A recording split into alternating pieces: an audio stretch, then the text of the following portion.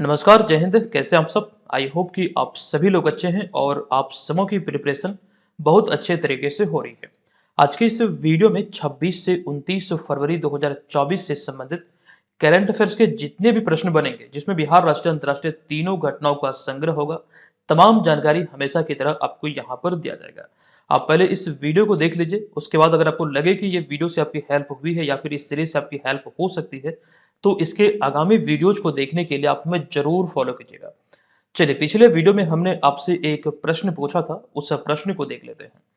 प्रश्न था कि बिहार के किस जिले में हाल ही में 20 फरवरी 2024 को राज्य का पहला रिवर फ्रंट स्टेशन का शिलान्यास किया गया है।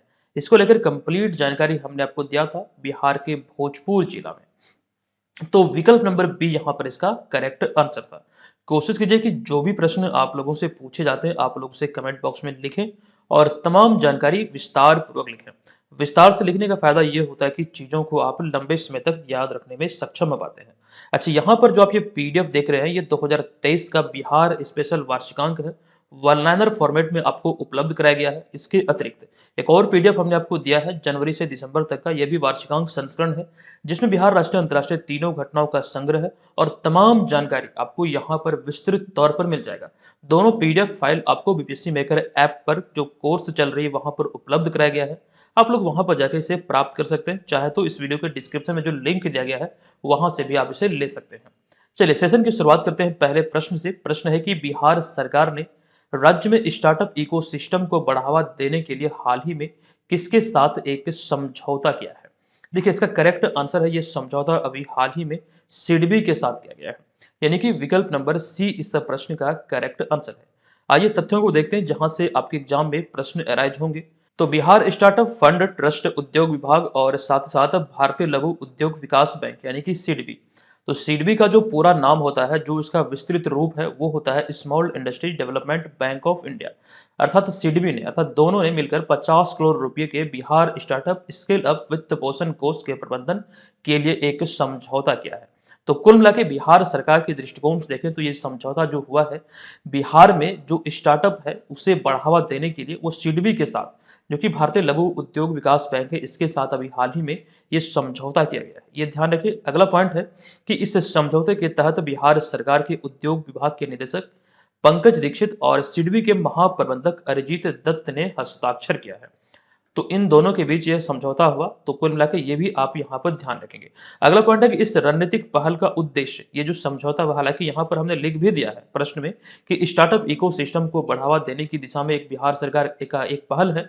तो कुल मिला के बात आपको ये ध्यान रखना है कि राज्य को जो, यानी कि बिहार को स्टार्टअप हब में बदलना है और साथ ही साथ स्टार्टअप के लिए यहाँ पर अनुकूल जो वातावरण है वो यहाँ पर पैदा करना, ये इसका मूल उद्देश्य है। इसी को लेकर अभी हाल ही में इस तरह की कह सकते हैं समझौता हुआ है। इसमें देखिए एक और पॉइंट है, चूंकि स्टार्टअप की बात हुई तो स्टार्टअप नीति या फिर यूं कहें बिहार स्टार्टअप पॉलिसी 2022 में खबरों में था। हमने आपको विस्तृत जानकारी यहां से दिया था।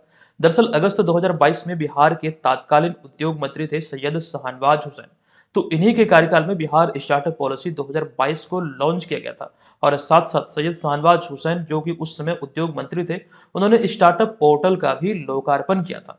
तो ये चीजें यहाँ पर आपको ध्यान रखना है। अच्छा, आपको याद आ रही होगी कुछ समय पहले हमने स्टार्टअप को लेकर कुछ जानकारी दिया था। बिहार के स्टार्टअप को जो सम्मानित किया गया है बिहार सरकार के द्वारा, अच्छा वो चीजें भी हम लोग देखेंगे। लेकिन उससे पहले जो यहाँ पर हम बात कर रहे थे उद्योग मंत्री की, हम बात की यहाँ पर अगस्त 2022 में तत्कालीन उद्योग मंत्री थे सैयद शाहनवाज हुसैन, उन्हीं के कार्यकाल में ये बिहार स्टार्टअप पॉलिसी 2022 को लॉन्च किया गया था। लेकिन अब जो नया मंत्रिमंडल गठित हुआ है नीतीश कुमार की अध्यक्षता में, नीतीश कुमार 9वीं बार बिहार के मुख्यमंत्री बने हैं और ये बिहार के 22वें मुख्यमंत्री हैं। और इसके अतिरिक्त दो उप मुख्यमंत्री बनाए गए हैं। एक तो है विजय कुमार सिन्हा, जो आप यहाँ पर देख रहे हैं, और एक है सम्राट चौधरी। अच्छा, विभागों का जो बंटवारा हुआ, इसको लेकर आप चीजें ध्यान रखेंगे। इसमें वो तमाम चीजें हमने वर्णित कर दिया है, हालांकि हमने आपको बतलाया भी है। क्योंकि यहाँ पर हम बात कर रहे हैं उद्योग विभाग के दृष्टिकोण से। अगर आपसे पूछा जाए आगामी एग्जाम में कि वर्तमान में बिहार के उद्योग मंत्री कौन है, तो आप यहाँ पर नजर डालिएगा। यहाँ पर आपको दिख रहा होगा उद्योग विभाग। उद्योग विभाग का जो कार्यभार है वो सम्राट चौधरी को दिया गया है। तो ये चीज़ें आप यहाँ पर ध्यान रखिएगा। अच्छा, कुछ चीज़ें मैं आपको बता दूँ, जैसे कि खास करके एग्ज़ाम में कई प्रकार से यहाँ से प्रश्न बन सकते हैं विभिन्न विभागों को लेकर। इसको ध्यान से आप पढ़िएगा और इसके अतिरिक्त अगले स्लाइड में और भी है। इसको ध्यान से गहन अध्ययन कर लीजिएगा, क्योंकि यहाँ से प्रश्न पहले भी बने हैं, तो निश्चित तौर पर आगामी एग्ज़ाम में प्रश्न बनने की प्रबल संभावना है। चलिए आगे चलते हैं। दूसरा प्रश्न है कि बिहार पुलिस महानिदेशक यानी कि डीजीपी, इसका पूरा नाम होता है डायरेक्टर जनरल ऑफ पुलिस। तो वर्तमान में बिहार के डीजीपी हैं आर.एस. भट्टी, या फिर यूं कहें राजविंदर सिंह भट्टी। तो ये ध्यान रखिए, अभी हाल ही में बिहार पुलिस महानिदेशक राजविंदर सिंह भट्टी ने निम्नलिखित में से किन्हें केंद्रीय गृह मंत्री प्रदत्त सर्वोत्कृष्ट अनुसंधान पदक से अलंकृत किया है या फिर सम्मानित किया है? देखिए ये प्रश्न है, हालांकि इसकी घोषणा बहुत पहले हुई थी, वो भी हम आपको बतलाएंगे। इसका जो राइट आंसर ये है विकल्प नंबर ए, यानी कि डॉक्टर आशीष कुमार या फिर कुमार आशीष। देखिए विकल्प नंबर ए यहाँ पर करेक्ट है। आपको बता दूं कि मुजफ्फरपुर में कार्यरत rail SP doctor Kumar Ashish को 27 फरवरी 2024 को बिहार पुलिस महानिदेशक यानी कि डीजीपी राजविंदर सिंह भट्टी ने केंद्रीय गृह मंत्री प्रदत्त सर्वोत्कृष्ट अनुसंधान पदक से अलंकृत किया है। आप ये ध्यान रखें कि उन्हें इस सम्मान से सम्मानित करने की घोषणा उनकी उत्कृष्ट कार्य के लिए 2020 में ही किया गया था, लेकिन उन्हें सम्मानित किया नहीं जा सका था। अभी 27 फरवरी 2024 को उन्हें यह सम्मान मिला है।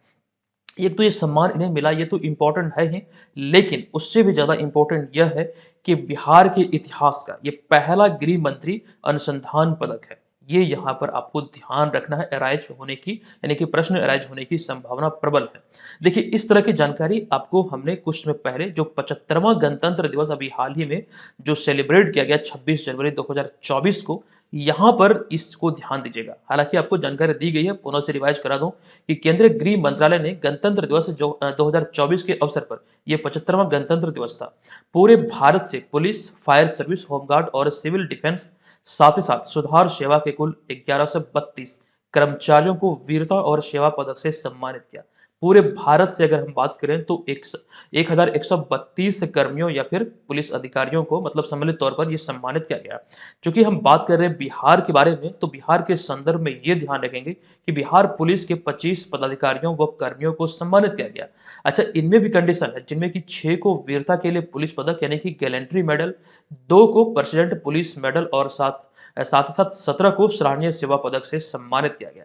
अच्छा, ये तो रही बात 2024 को लेकर जो 75वां गणतंत्र दिवस सेलिब्रेट किया गया था, लेकिन पिछले साल 2023 में 74वें गणतंत्र दिवस के अवसर पर बिहार को 19 पदक मिला था। तो ये चीजें भी आपको ध्यान रखना है। अच्छा, 2022 नहीं बल्कि 2024 में जो 25 पदाधिकारियों या कर्मियों को बिहार के सम्मानित किया गया है, वो कंप्लीट सूची आप यहाँ पर देख सकते हैं। देखिए इसमें गैलेंट्री अवार्ड से जो 6 को सम्मानित किया गया वो हमने लिखा है। राष्ट्रपति पुलिस पदक को के लिए मतलब जो विशिष्ट सेवा के लिए राष्ट्रपति पुलिस पदक मिला वो यहाँ पर हमने लिखा है, और इसके अतिरिक्त 17 पुलिस पदाधिकारियों या कर्मियों को जो सराहनीय सेवा के लिए पुलिस पदक मिला है वो सूची आप यहाँ पर देख सकते हैं। तो कंप्लीट चीजें इस प्रकार से आपको ध्यान रखना है, यहाँ से भी प्रश्न अराइज होंगे। अच्छा, गणतंत्र दिवस की बात हो रही है तो आगे हम यहाँ पर बात कर लेते हैं गणतंत्र दिवस परेड के मुख्य अतिथि के बारे में। रिसेंटली जो गणतंत्र दिवस मनाया गया 75वां गणतंत्र दिवस 2024 में, यहाँ पर आप ये ध्यान रखेंगे 2024 में 75वें गणतंत्र दिवस के अवसर पर फ्रांस के राष्ट्रपति इमैनुअल मैक्रोन मुख्य अतिथि थे। 2023 में मिस्र के राष्ट्रपति अब्देल फतेह अल सीसी मुख्य अतिथि थे। उससे पहले 2021-22 में कोरोना महामारी के कारण कोई भी मुख्य अतिथि के रूप में आमंत्रित नहीं किए गए थे। 2020 और 19 की बात करें तो क्रमशः ब्राजील के राष्ट्रपति जैर बोल्सोनारो और दक्षिण अफ्रीका के राष्ट्रपति सिरिल रामफोसा मुख्य अतिथि के तौर पर यहाँ पर आए थे। अच्छा, तस्वीर में जो आप देख रहे हैं फ्रांस के राष्ट्रपति इमैनुअल मैक्रोन है नरेंद्र मोदी के साथ। तो ये कुछ रिसेंटली जो मुख्य अतिथि है वो है यहाँ पर। लेकिन सबसे पहला जो परेड था यहाँ पर कह सकते हैं गणतंत्र दिवस की परेड, तो इसमें इंडोनेशियाई राष्ट्रपति सुकर्नो पहले गणतंत्र दिवस परेड जो हुई थी उसके ये मुख्य अतिथि थे। यहाँ पर आप ये तस्वीर में देख सकते हैं। हालांकि उस समय गणतंत्र दिवस जो परेड है वो राजपथ पर नहीं होता था। राजपथ पर जो पहली बार परेड हुई थी वो 1955 में हुई थी, और उस समय मुख्य अतिथि के तौर पर पाकिस्तान के गवर्नर जनरल मलिक गुलाम मोहम्मद को बुलाया गया था। ये आपको ध्यान रखना है। अच्छा, राजपथ को लेकर एक करंट अफेयर्स का प्रश्न ये बनता है कि अब इसका नाम परिवर्तित करते हुए कर्तव्य पथ किया गया, यानी कि किंग्स वे अर्थात राजपथ का नाम अब कर दिया गया है कर्तव्य पथ। अच्छा, इन सब के अतिरिक्त गांधी मैदान पटना में जो कुल 14 विभागों की झांकी निकाली गई गणतंत्र दिवस परेड में इसी वर्ष, तो ये जानकारी आपको ऑलरेडी दिया गया है। वो कौन-कौन से विभाग थे और किस विभाग को या फिर किस विभाग की झांकी को पहला पुरस्कार मिला, वो तमाम चीज़ें आपको बताई गई है। आज हम यहाँ पर रिवाइज़ नहीं करेंगे, आप डेली बेसिस पर क्लासेस को ज़रूर फॉलो कीजिए, निश्चित तौर पर यहाँ पर आपको चीज़ें मतलब चेन बना के याद रखने में आसानी होगी। चलिए, तीसरा प्रश्न यहाँ पर आपके समक्ष है कि हाल ही में 27 फरवरी 2024 को मुख्यमंत्री नीतीश कुमार के द्वारा निम्नलिखित में से कहाँ राज्य का पहला ग्रीन ग्रिड का शिलान्यास किया गया है? ये बिहार का पहला ग्रीन ग्रिड है जिसका शिलान्यास अभी हाल ही में पीएमसीएच पटना में किया गया। तो विकल्प नंबर बी यहाँ पर इस प्रश्न का करेक्ट आंसर होगा। दरअसल आपको बता दूं कि 27 फरवरी 2024 को मुख्यमंत्री नीतीश कुमार ने राज्य में 214 परियोजनाओं का लोकार्पण और साथ ही साथ 17 परियोजनाओं का शिलान्यास भी किया है। ये डेट है 27 फरवरी 2024, ये ध्यान रखिए। और इसके तहत आपको ध्यान रखना है कि 903.57 करोड़ की लागत से पटना मेडिकल कॉलेज अस्पताल यानी कि पीएमसीएच पटना के पुनर्विकास का लोकार्पण एवं शिलान्यास भी किया गया। नए सिरे से इसका कह सकते हैं मतलब क्या, मतलब इसमें सुविधाओं का इजाफा किया जाएगा, इसका पुनर्विकास किया जाएगा। एक्चुअली में ये चीजें ध्यान रखिए। तो कुल जो राशि है वो है 903.57 करोड़ रुपये। तो यहीं पर पटना मेडिकल कॉलेज अस्पताल में ही आपको ध्यान रखना है कि बिहार का पहला ग्रीन ग्रिड का भी इन्होंने शिलान्यास किया। इसी मतलब 903 करोड़ की राशि में ये सम्मिलित है। हालांकि इसके निर्माण की जो लागत है वो है 250 करोड़। ये चीजें यहाँ से आप ध्यान रखिए। देखिए, अगर हम बात करें ग्रीन ग्रिड की, तो यह ऊर्जा संरक्षण के क्षेत्र में एक बड़ा कदम है और इस ग्रीन ग्रिड के बन जाने से पीएमसीएच पटना जो है बिजली के लिए आत्मनिर्भर बन जाएगा। अच्छा, आपको मालूम होगा नेट जीरो के बारे में, जो कि बिहार सरकार का जो नेट जीरो का लक्ष्य है, उसको लेकर आपके बीपीएससी एग्जाम में रिसेंटली प्रश्न पूछे गए हैं। तो इस तरह की चीजें आगामी एग्जाम में पूछे जा सकते हैं। मैं बार-बार इसे इसलिए दोहराता हूं कि ताकि आपको ये ध्यान रहे, आप इस चीज से अलग ना हो कि मतलब हमें क्या पढ़ना है, क्या नहीं पढ़ना है, वो चीज़ पर आप फ़ोकस बना सकें। जितना ये इम्पोर्टेंट है कि हमें क्या पढ़ना है, उससे कहीं ज़्यादा ये भी इम्पोर्टेंट है कि क्या हमें नहीं पढ़ना है। क्योंकि हमें विद्वान नहीं बनना है। आप जिस एग्ज़ाम की प्रिपरेशन में लगे हैं, उस एग्ज़ाम को बस हमें क्वालीफ़ाई करना है। विद्वान हमें नहीं बनना है। ठीक है? तो ये चीज़ें ध्यान रखिएगा। देखिए, आगे हमारा अगला चौथा प्रश्न है। अच्छा, इस चीज़ को यहाँ पर इतनी जानकारी जो हमने दिया है, वो ध्यान रखिएगा। अभी हाल ही में बापू टावर जो है, इसका उद्घाटन भी पटना में किया गया। ये चीज़ें आपको इसी सीरीज में हमने आपको बताया है। चलिए, चौथा प्रश्न है कि बिहार के वैशाली जिले में जन्मे किस खिलाड़ी ने हाल ही में पटाया थाईलैंड में आयोजित पैरा बैडमिंटन विश्व चैंपियनशिप 2024 में पुरुष युगल में स्वर्ण पदक जीता है? देखिए, पटाया एक स्थान है थाईलैंड में। इसको लेकर यहाँ पे पूछा गया है कि किस खिलाड़ी ने जिसका जन्म या फिर जिनका जन्म बिहार के वैशाली जिले में हुआ है। हालांकि यहाँ पर मैं आपको इस बारे में जानकारी दूंगा। फिलहाल यहाँ पर ध्यान रखिए, इसका जो करेक्ट आंसर है यह है विकल्प नंबर डी यानी कि प्रमोद भगत। प्रमोद भगत का जन्म हाजीपुर वैशाली में हुआ। अच्छा, कई लोगों को यहाँ से कन्फ्यूजन होता है कि जो हाजीपुर है वो बिहार का एक जिला है। दरअसल आप ये ध्यान रखिए, वैशाली एक जिला है। वैशाली जिले का जो हेडक्वार्टर है वो हाजीपुर में है। तो यहीं के रहने वाले हैं प्रमोद भगत, यानी कि यहीं पर इनका जन्म हुआ था। हालांकि ये खेलते हैं उड़ीसा की तरफ से, यानी कि उड़ीसा का प्रतिनिधित्व करते हैं। और रिसेंटली जो पटाया थाईलैंड में ये प्रतियोगिता आयोजित हुई, वहां पर इन्होंने स्वर्ण पदक अपने नाम किया है। वो कंप्लीट सूची हम आपको दिखलाएंगे, लेकिन उससे पहले बात कर लेते हैं पैरा बैडमिंटन विश्व चैंपियनशिप 2024 का जो आयोजन है ये पटाया थाईलैंड में किया गया। और भारतीय पैरा बैडमिंटन खिलाड़ियों ने 18 पदक अपने नाम किया, जिनमें 3 स्वर्ण, 4 रजत और 11 कांस्य। तो कुल मिला के 18 पदकों के साथ भारतीय पैरा बैडमिंटन टीम की बात करें या फिर खिलाड़ियों की बात करें, तो चीन और इंडोनेशिया यानी कि चाइना और इंडोनेशिया के बाद पदक तालिका में तीसरे स्थान पर रहा। आइए अब यहाँ पर पदक तालिका को देखते हैं कि किस खिलाड़ी ने कौन सा पदक अपने नाम किया। लेकिन उससे पहले आप ये ध्यान रखेंगे, जितने भी छात्र घर बैठे बीपीएससी एग्जाम की प्रिपरेशन में लगे हैं, बीपीएससी मेकर ऐप पर आप इस वाले कोर्स को जाके परचेज कर सकते हैं। इसमें टेस्ट सीरीज संचालित है। जो लोग बोलते हैं कि सर हमें आपका करंट अफेयर्स का नोट्स चाहिए, टेस्ट सीरीज चाहिए, पीडीएफ आदि चाहिए, वो तमाम चीजें आपको बीपीएससी मेकर ऐप पर इसी कोर्स में मिलेगा। इसमें आपको करंट अफेयर्स का पूरा पैकेज, सिलेबस आधारित नोट्स, संपूर्ण बिहार जीके, सेक्शनल टेस्ट और साथ साथ फुल लेंथ टेस्ट। हालांकि टेस्ट सीरीज में जो टेस्ट की संख्या वो 130 प्लस है। वो तमाम चीजें महज आप 399 रुपये में इस प्रोमो कोड को अप्लाई करके प्राप्त कर सकते हैं, जो कि आप जिस तिथि को ज्वाइन करेंगे तब से अगले 1 वर्ष तक ये वैलिड रहेगा। और पुराना जितना मटेरियल आपका जो भी चीजें छोटा है वो तमाम आपको इसमें मिल जाएगा। साथ साथ आपको यहाँ पर एक टेलीग्राम पेड ग्रुप का लिंक भी मिलेगा।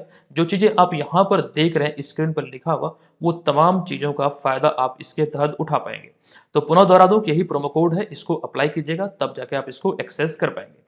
चलिए, अब यहाँ पर जो हम बात कर रहे थे पैरा बैडमिंटन विश्व चैंपियनशिप 2024 की, जो कि पटाया थाईलैंड में आयोजित किया गया है, तो इसकी कंप्लीट जो मतलब कह सकते हैं भारतीय खिलाड़ियों की जो सूची है, खास करके जो मेडल यहाँ पर इन्होंने अपने नाम किए हैं, वो सूची आप यहाँ पर देख सकते हैं।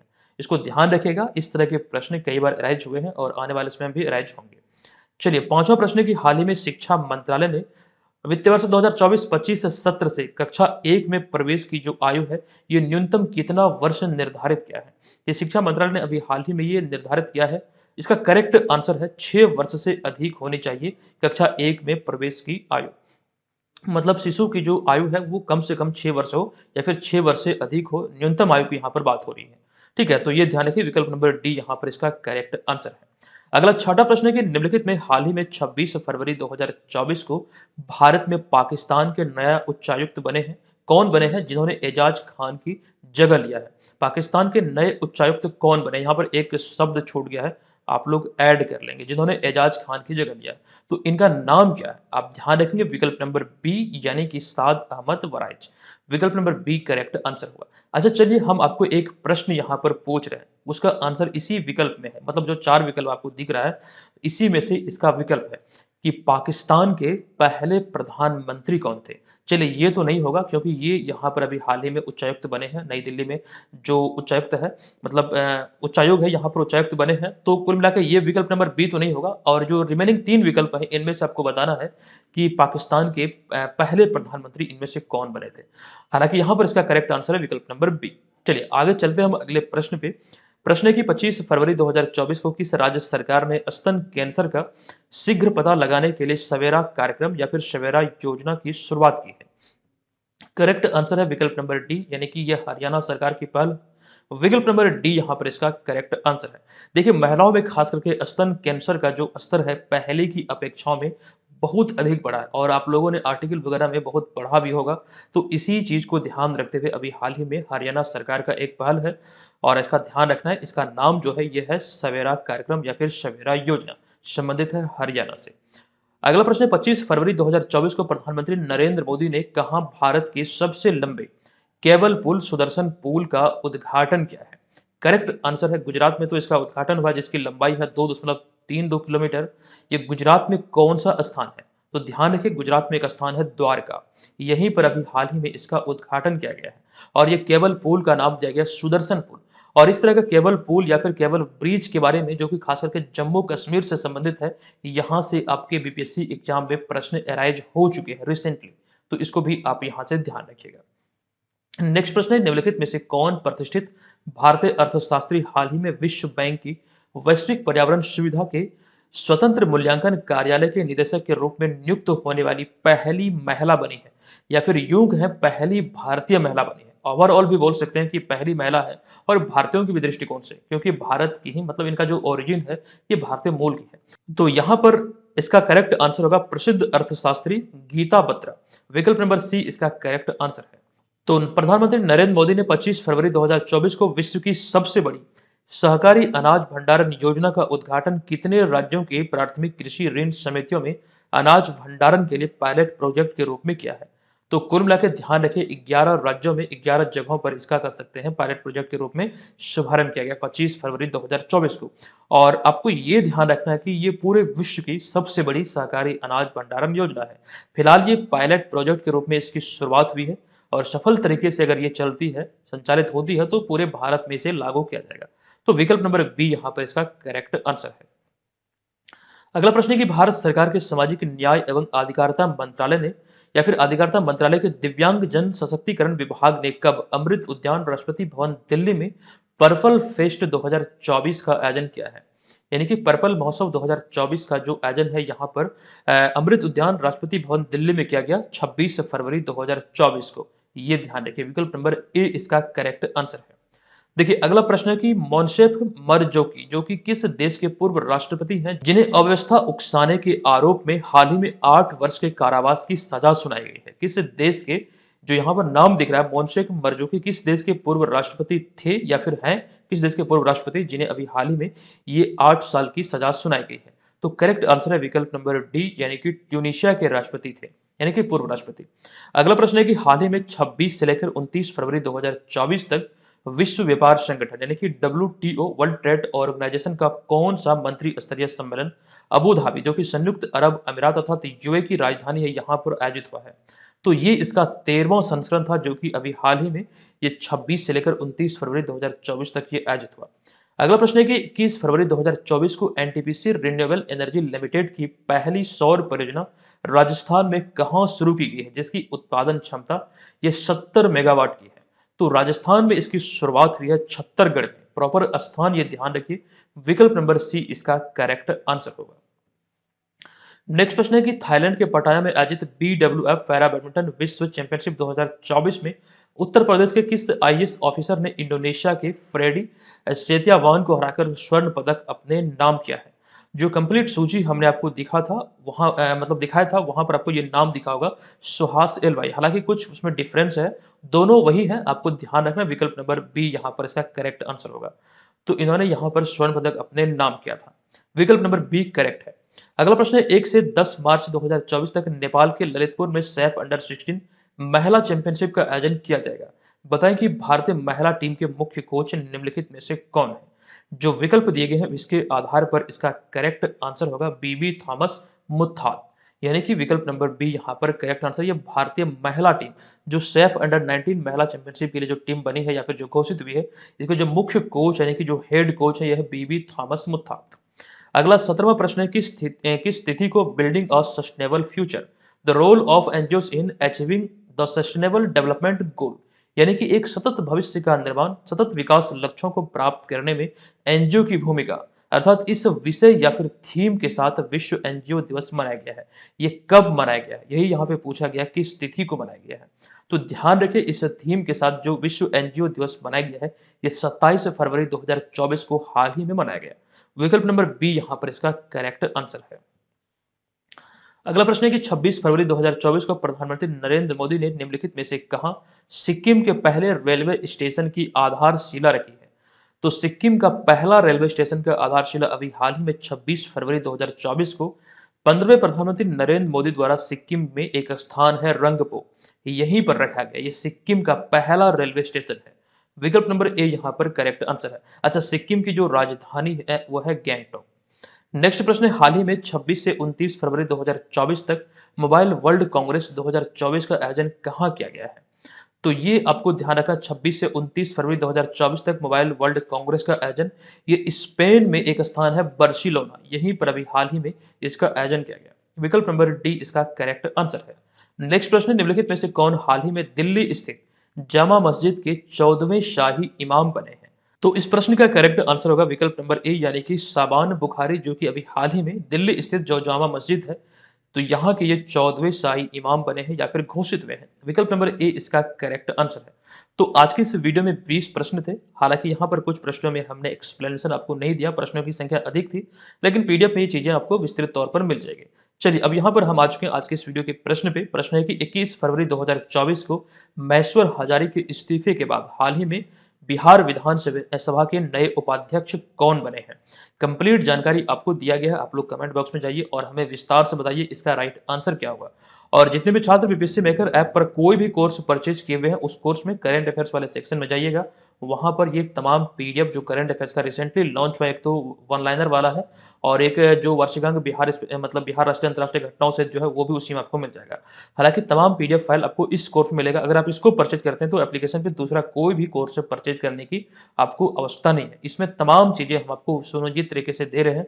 इस वाले प्रोमो कोड को अप्लाई करके जरूर ले लीजिएगा, ठीक है। चलिए वीडियो को हम यहाँ पर समाप्त करते हैं। आपको ये वीडियो कैसा लगा कृपया आप लोग कमेंट करके जरूर बताइएगा। आज के इस वीडियो का हम टारगेट दे रहे हैं लाइक का 500 लाइक। अगर आपको लगे कि वीडियो से आपकी हेल्प हुई है या फिर हो सकती है तो प्लीज वीडियो को लाइक जरूर कीजिएगा। चलिए मिलते हैं नेक्स्ट वीडियो में, तब तक के लिए धन्यवाद। जय हिंद।